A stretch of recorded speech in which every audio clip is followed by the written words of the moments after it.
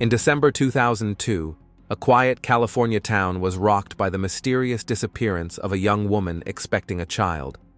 What began as a missing persons case soon escalated into a massive media storm that revealed secrets, tested the family, and captivated millions of viewers. In this in-depth documentary, we'll explore the timeline of events, from the morning she disappeared, through the months-long investigation, and the high-profile court battle that captivated the nation. We'll examine the evidence, witness testimony, media frenzy, and how the case changed public opinion on justice and trust. This isn't just a detective story, it's a portrait of a family, a community, and a country searching for answers. If you enjoy in-depth true crime documentaries, this episode will take you step by step through one of the most unforgettable legal sagas in recent history. Dear viewers, in the next video releases, you will find very intriguing and confusing cases, and in order not to miss them, be sure to subscribe to the channel and please like the video.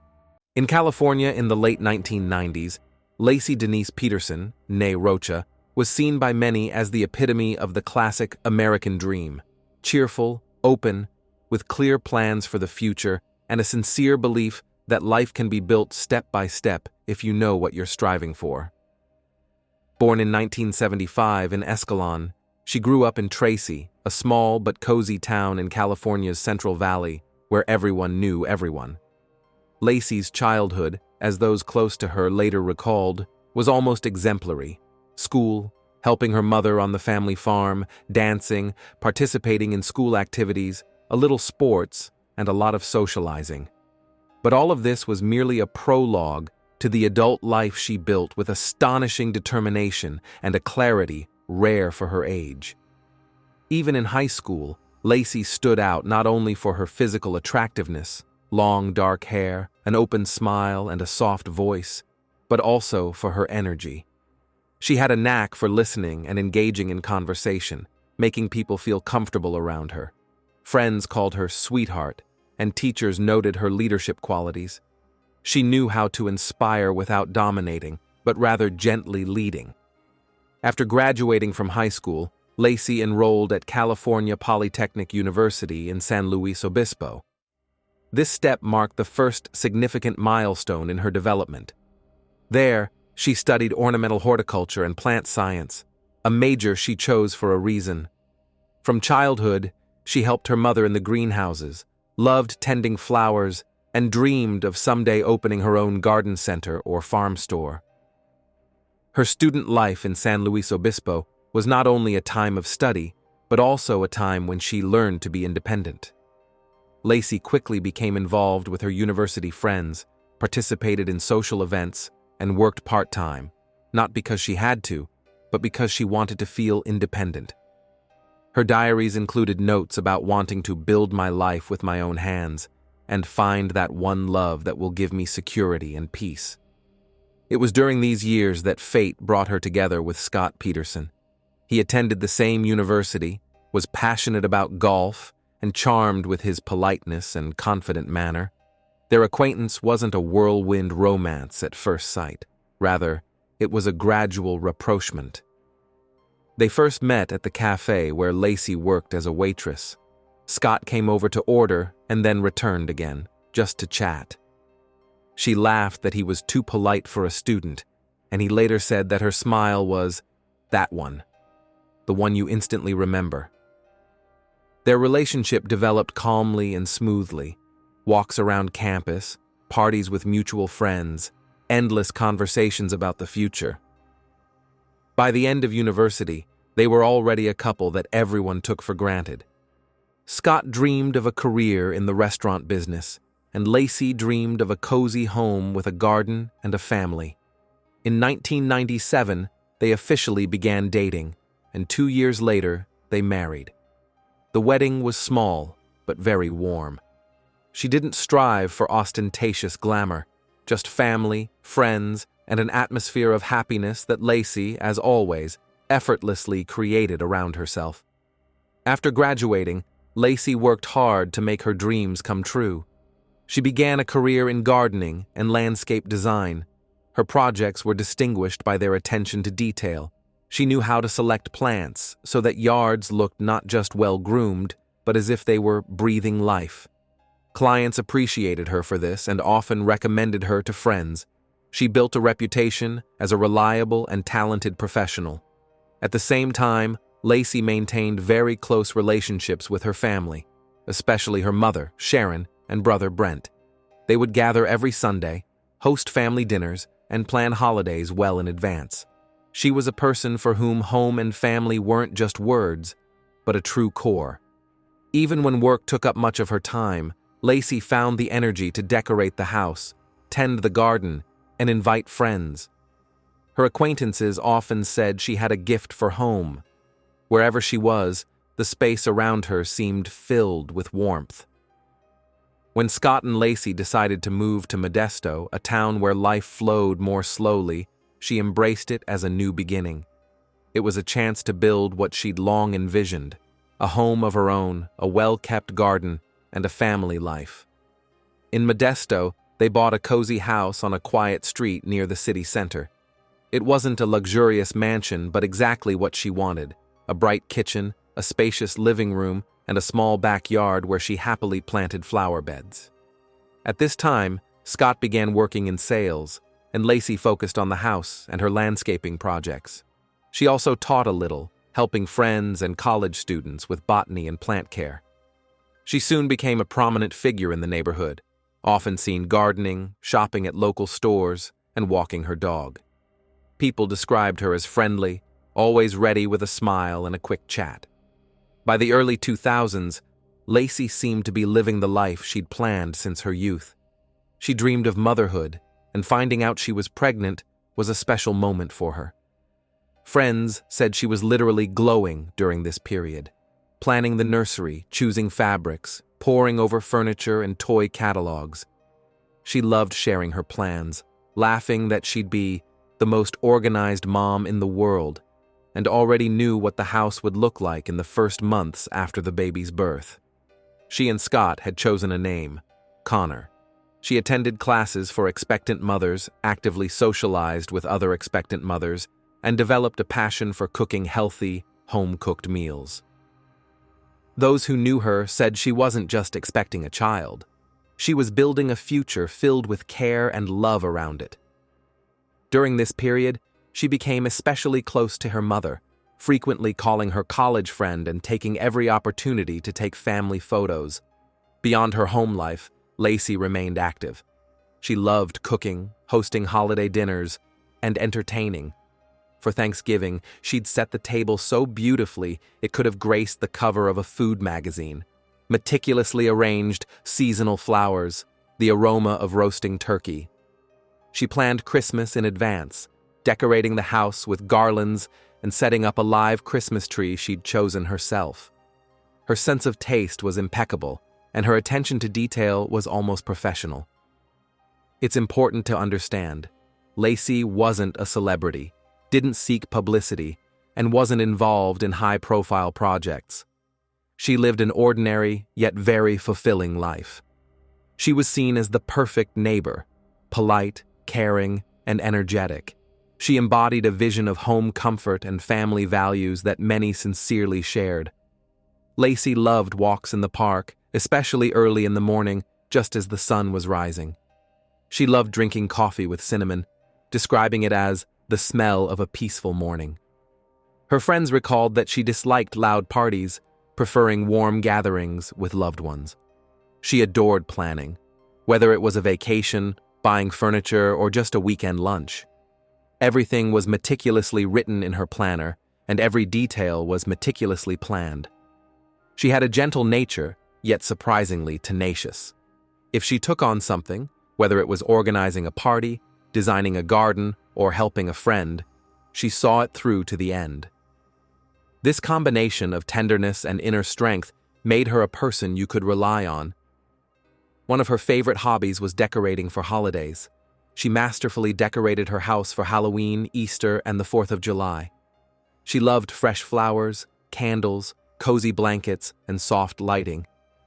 Even her neighbors remarked that her house always looked like something out of a lifestyle magazine. She seemed happy in her relationship with Scott. Their mutual friends recalled them as a typical young couple. Dinners alone, shopping trips together, barbecues with neighbors, and trips to visit their parents. Lacey was a very family-oriented person and often talked about wanting 3 children, a large garden, and dogs. They already had a golden retriever named Mackenzie, and Lacey treated her like a member of the family. By December 2002, Lacey was preparing for Christmas with particular trepidation. She decorated the house, imagining how everything would be with the arrival of a new baby. She had a gift list, plans for a family dinner. She was choosing little things for the holiday and eagerly awaited the beginning of the new year. Her life was filled with simple but very human things: love for home, caring for loved ones, dreams of a future child, and the quiet joys of everyday life. Lacey Peterson was a real person who lived the dream of family, home, warmth, and love. She built her little world with the belief that everything was yet to come. And this makes her image especially vivid, almost tangible, as if it were all happening somewhere very close by, in the house next door, on a familiar street, in an ordinary American suburb. Christmas Eve in Modesto in 2002 began calmly and leisurely, as is typical in small American suburbs.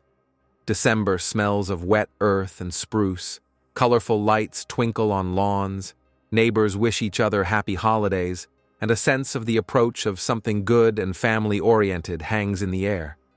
For Lacey Peterson, this day was supposed to be one of those days she would later remember fondly: mornings at home, small chores, a walk with the dog, and final preparations for holiday gatherings. She was almost in her last month of pregnancy. She was due in February with the baby, whose name had already been chosen, Connor. The family prepared for Christmas with a special feeling. This would be their last holiday together, before the sound of children's laughter would ring through the house. On the morning of December 24th, 2002, Lacey woke up around 7 a.m. The house on Covina Avenue looked just like one would on the day before the holidays.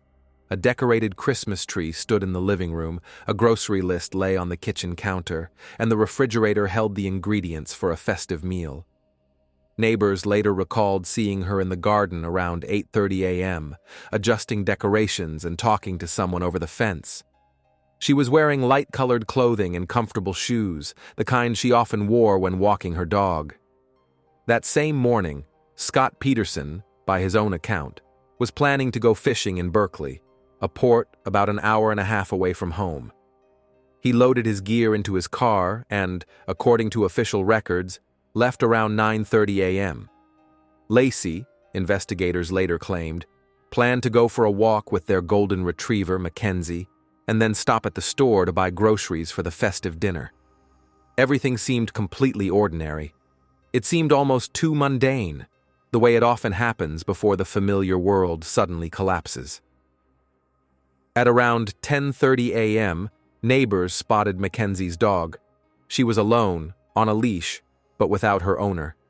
This was alarming, but not alarming. People assumed Lacey might be nearby. One of the neighbors took the dog back to the Petersons' yard, closed the gate, and went about her business. It seemed everything would resolve itself, and Lacey would appear in a few minutes. But she didn't. Scott returned home around 4:30 p.m. He said he parked the boat in the garage, entered the house, and immediately noticed Lacey was gone. The television was off, and her belongings, including her purse, keys, and phone, were on the table. There were no signs of disorder, no signs of a struggle, or any signs that would immediately indicate something terrible had happened. But his anxiety began to grow when he realized the dog was home, but she wasn't. First, he called his mother-in-law, Sharon Rocha, asking if she knew where Lacey was. The answer was negative. Within minutes, the family was discussing what to do next. Christmas Eve, a pregnant woman who hadn't contacted anyone all day. It wasn't just strange, it was downright frightening. At 5:47 p.m., a call was placed to the Modesto police. The officer on duty received a missing person report of Lacey Peterson. A pregnant woman, 8 months pregnant, failed to return from a walk. No one had seen her since this morning. The officer processed the call, and within minutes, a patrol car arrived at the house on Covina Avenue. The officers inspected the yard, confirmed there were no signs of forced entry, and entered the house.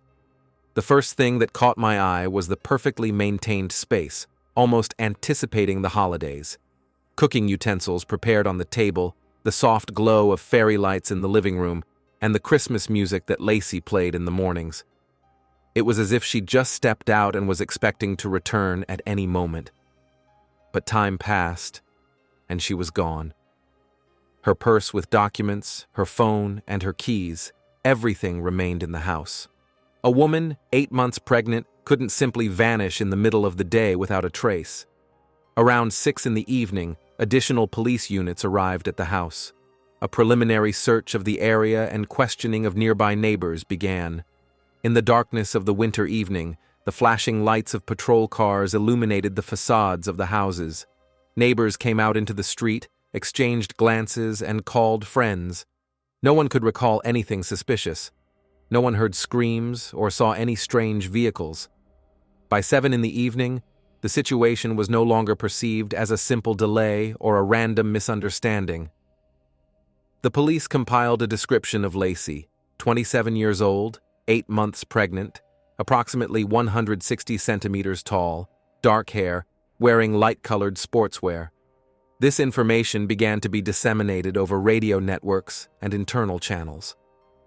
Neighborhood volunteers walked the surrounding streets, parks, and the Tuolumne riverfront, a popular walking spot where Lacey often went with her dog. The search yielded no results in the first few hours. As darkness fell, rescuers with flashlights and thermal imaging cameras joined the effort. People combed yards, checked abandoned lots, and peered into garages and outbuildings. The air grew colder, and the longer there was no news, the more tension grew. This was no longer a simple disappearance. There was a palpable sense of unease in the air, that thick, sticky silence that comes when ordinary life ceases to be ordinary. By 8 o'clock that evening, the entire family had gathered outside the Peterson house. Lacey's mother, Sharon, arrived almost immediately after the call. She tried to remain calm, but it was clear from her face that something was wrong. Family friends brought blankets and hot coffee and helped coordinate the search. Police set up a makeshift headquarters right on the side of the road. The dispatch radio was constantly working. 12 o'clock, check park area. 1500 empty, returning to base. Time passed. Lacey's phone was unresponsive. By 11 o'clock that evening, the situation was officially classified as a missing person under suspicious circumstances. In such cases, protocol required the broadest possible response, especially when it involved a pregnant woman. Police notified regional units, and the first terse reports were sent to news outlets. Missing woman sought in Modesto. The lights were on in the Peterson house, and patrol cars were parked outside. The family remained where they were, friends brought photographs, and police collected information on Lacey's possible routes. Everything pointed to her disappearance occurring within a short window of time, between her morning walk and the moment the dog returned home alone. This window of time proved alarmingly narrow. The night passed without a trace. At dawn on December 25th, while other families across the country were gathering for holiday breakfasts, the house on Covina Avenue remained the center of the search operation. Volunteers combed the park, the embankment, the riverbed, empty fields, and brush.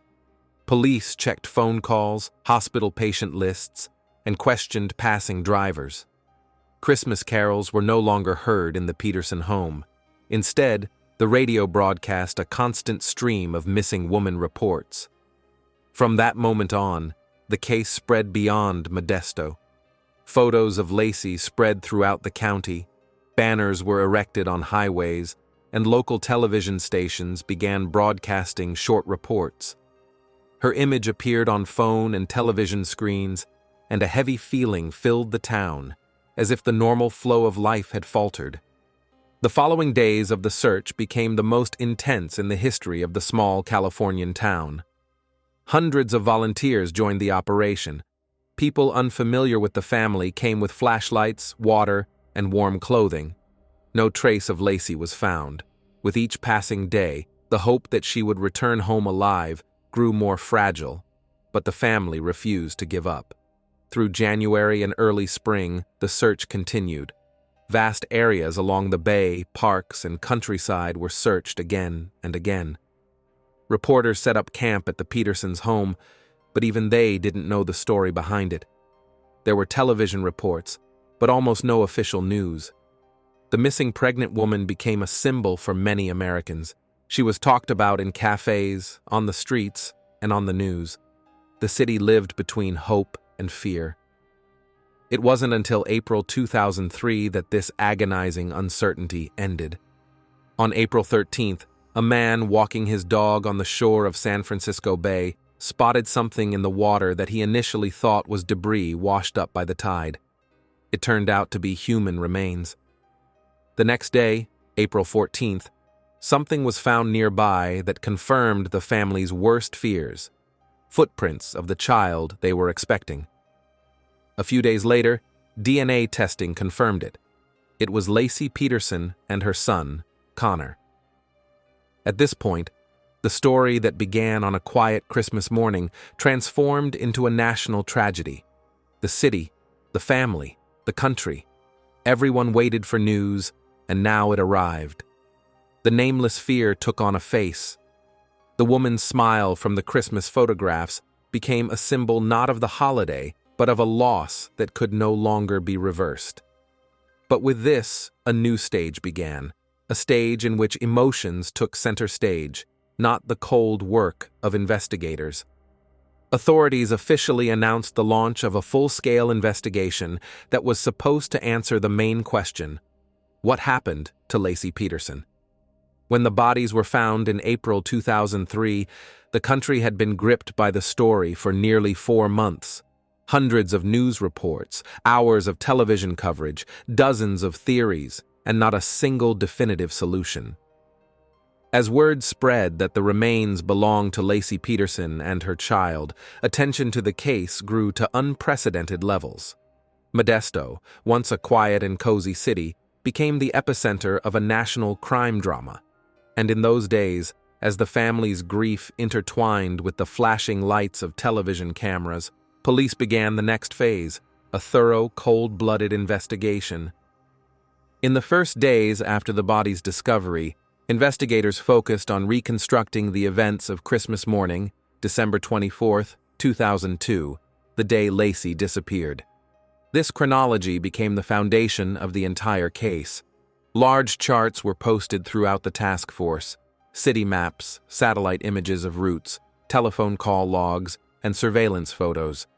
Every fragment, every piece of evidence, even the smallest detail, could be the key to solving the mystery. Police piece by piece reconstructed Lacey's route, the time of her last calls, her interactions with neighbors, and the statements of witnesses who saw her on the morning of her disappearance. They paid particular attention to the time between her last sighting and the moment her husband reported her missing. Investigators simultaneously processed evidence recovered from the beach where her remains were found. The forensic examination was conducted under the strictest secrecy. Experts established a key fact: Lacey died on the same day she disappeared. This meant that it all happened long before the country began searching for her, long before the first news reports and volunteer efforts.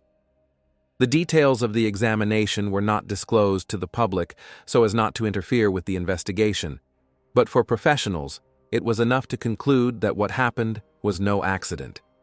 Investigators understood they were facing a meticulously planned crime. As the investigation entered its active phase, the first step was identifying those closest to Lacey. This is standard practice. Statistics show that clues often lie close by. The focus was on her husband, Scott Peterson. He was the last person to see Lacey alive, and it was his alibi that needed to be examined especially thoroughly.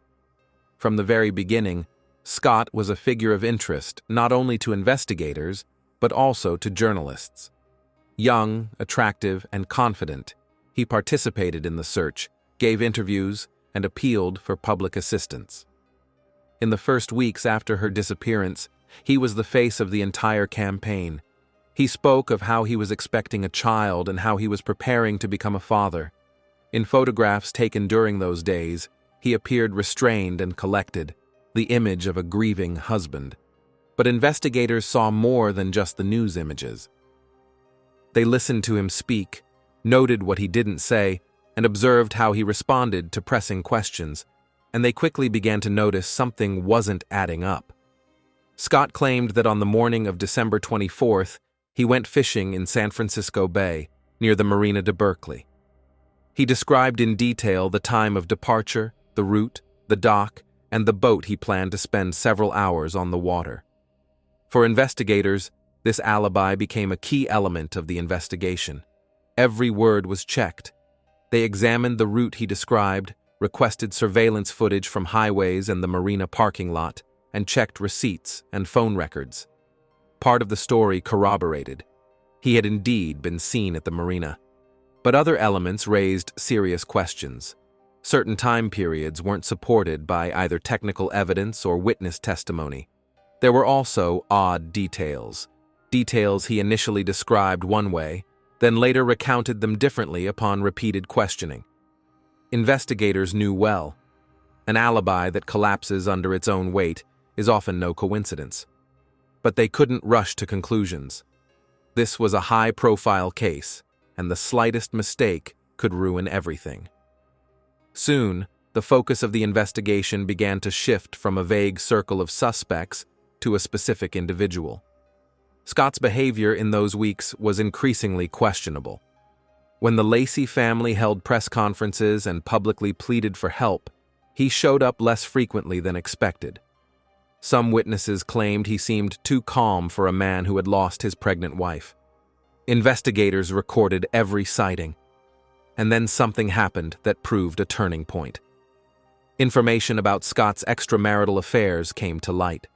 Not only did the investigators learn about it, the entire country soon learned about it too. The image of the grieving husband began to crumble. This fact alone didn't prove his guilt, but it radically changed public attitudes and gave the investigation a new dynamic. After this, Scott was placed under 24-hour surveillance. Plainclothes officers followed him, recording his every trip and every meeting. His calls, emails, and financial transactions were analyzed. All of this was carefully and methodically compiled into evidence. Investigators also began to more thoroughly examine details related to the boat and fishing trip. The review revealed that some of Scott's actions on the day of his disappearance did not fit the pattern of a routine fishing trip. Furthermore, investigators gained information about his behavior in the preceding days, and this behavior raised additional questions. The interrogations became increasingly harsh. If in the first weeks they had treated him as the missing woman's husband, now they treated him as someone who might be involved. Scott answered calmly, but became increasingly confused about the details. He recalled certain times differently depending on the interrogation.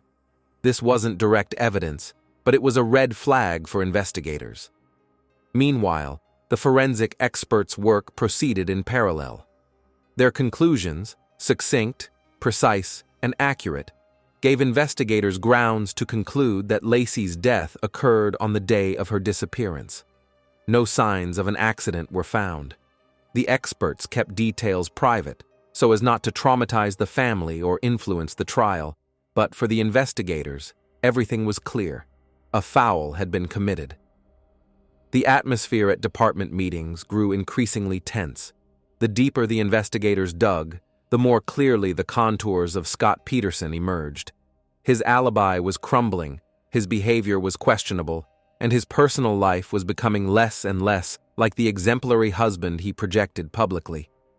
Public outcry also grew. Reporters were stationed outside his home around the clock. Evening newscasts began with shots of Scott, his walk to his car, his conversation with the police, his averted gaze from the cameras. All of this was commented on by forensic experts, psychologists, and lawyers. Every gesture became a subject of debate. Investigators, however, remained focused. They needed evidence, not emotion. They soon gained a crucial advantage. An analysis of Scott's phone records and movements revealed inconsistencies. Some calls made that day didn't match his statements.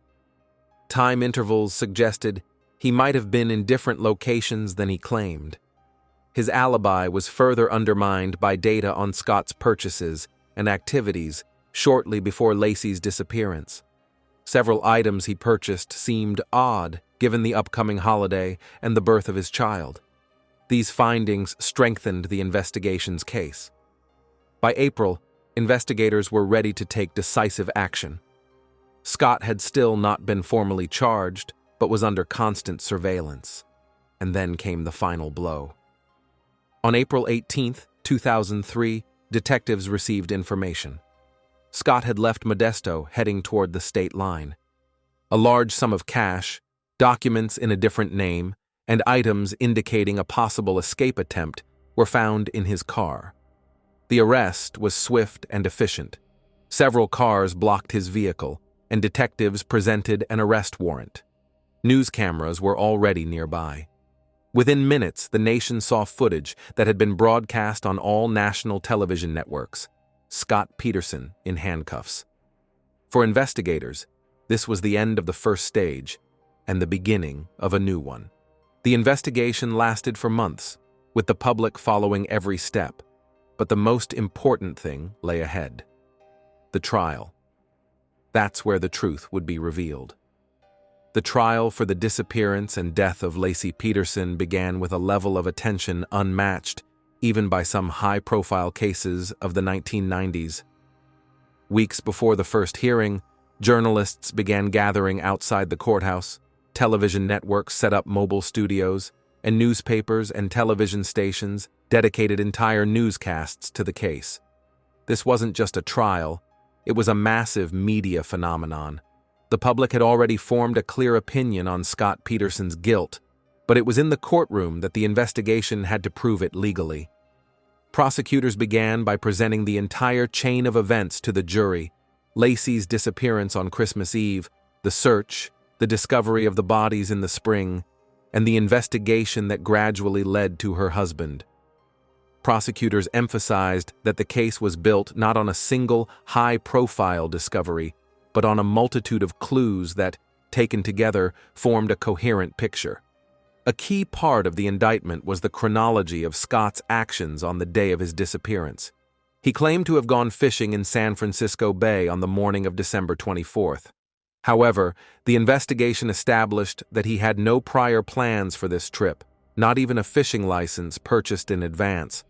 The gas had been filled the day before, and the boat was launched at a specific time, which oddly coincided with the presumed time of his wife's disappearance. The prosecution emphasized that his alibi was unnatural and hastily constructed. Prosecutors paid particular attention to evidence from the Bay Area. During searches and inspections, they found materials indicating that Scott had researched weather conditions and tidal patterns in the area where he was supposedly fishing. They also uncovered information about his purchase of cement, materials that, according to investigators, could have been used to weigh down the boat. This information was not direct evidence, but it provided significant context for understanding what happened. Phone calls also played a significant role. During the period when Lacey was reported missing, Scott behaved in a way that many found strange. He called friends, told them he was looking for his wife, but remained calm, showed no panic, and did not display the typical reactions of a grieving husband. Call records, as well as data on his mobile phone movements, helped investigators construct his exact travel route that day. Inconsistencies between his words and the technical data became one of the cornerstones of the prosecution's case. Particularly powerful was the testimony of Amber Frey, a woman with whom Scott had a romantic relationship. She publicly stated that before Lacey's disappearance, Scott told her he was lonely and that his wife had died. These statements were made several weeks before December 24th. In the courtroom, this fact was a powerful blow to the defense. Prosecutors presented audio recordings of their conversations in which Scott, even after his disappearance, continued to portray himself as a man who had lost his wife before. This statement became one of the emotional high points of the entire trial and had a profound impact on the jury's perceptions. The defense built its strategy on several key points. First, the lawyers sought to question the accuracy and interpretation of the evidence. They argued that the lack of a direct witness to the crime meant the prosecution was relying on circumstantial evidence. Second, they raised the possibility that Lacey could have been victimized by third parties, and that the attention paid to Scott was merely the result of public opinion. They also questioned the forensic evidence regarding tidal movements, the boat's route, and the time of the death. However, prosecutors counterattacked harshly and methodically. They assembled a chain of evidence like a single puzzle: purchases, phone calls, behavior, inconsistencies in testimony, witness accounts. The question of motive occupied a special place in the case. The prosecution argued that Scott did not want a family life and fatherhood, and therefore planned his actions in advance to free himself from his obligations. They reminded the jury that it was during this time that he was pursuing an affair, projecting the image of a free man and, in essence, leading a double life. The trial was held in an atmosphere of extreme tension. Lacey's relatives, media representatives, and numerous observers were present in the courtroom. Each hearing became a topic on the evening news. Hundreds of people waited outside the courtroom, awaiting any news. Lawyers on both sides worked at the limit, the defense trying to present the jury with a man unfairly cornered by public opinion, the prosecution trying to portray a man who coldly deceived everyone around him. One of the prosecution's key pieces of evidence was the discovery of biological traces associated with Scott's boat and vehicle.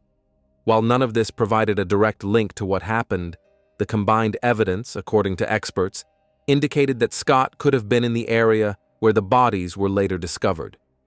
Jurors listened intently to testimony from forensic scientists, current experts, and evidence analysts. The trial was replete with technical details, and for many viewers following the trial through the news, it seemed like a complex but ruthlessly constructed construct. When the time came for closing arguments, the atmosphere in the courtroom became almost palpably tense. Prosecutors addressed the jury with memories of Christmas morning, the family's hopes, and Lacey's preparation for the birth of their child. They asked the jury to look not only at numbers and charts, but also at the behavior of a man they said had lied from the start. The defense insisted there was no direct evidence and that emotion should not replace fact. They asked for a verdict based on the benefit of doubt. After months of hearings, cross-examinations, and testimony from dozens of witnesses and experts, the jury retired to deliberate. The wait lasted for several days. The tension was such that crowds began to gather outside the courthouse, awaiting the verdict as the climax of a national drama. And then, in November 2004, the verdict was announced: guilty. Scott Peterson was found guilty of murdering his wife, Lacey, and their unborn child. The verdict provoked a violent reaction. Many sobbed right outside the courthouse, others applauded. The media broadcast the entire event live. The court found the degree of guilt to be the maximum. Later, at a separate hearing, the sentence was decided. Scott Peterson was sentenced to death. For the Lacey family, this decision was a difficult but logical conclusion to a months-long wait. For the country, it symbolized a high-profile case in which a personal tragedy became a national story. But that wasn't the end. Years later, when the media furor had died down, Scott's defense successfully won a retrial of part of the case in the California Supreme Court. The issue wasn't the evidence proving his innocence, but rather procedural violations during jury selection. In August 2020, the court overturned the death sentence, while upholding the guilty verdict. This reversal didn't constitute an acquittal, only that the sentence was subject to review. In December 2021, the court issued a new verdict: life imprisonment without parole. Scott Peterson remained convicted of the murder of his wife and child, but his death sentence was commuted to life in prison. He is currently serving his sentence in a California state prison, and his name will forever remain linked to one of the most controversial trials in recent U.S. history. This is the conclusion of a trial that many have dubbed the trial of the decade.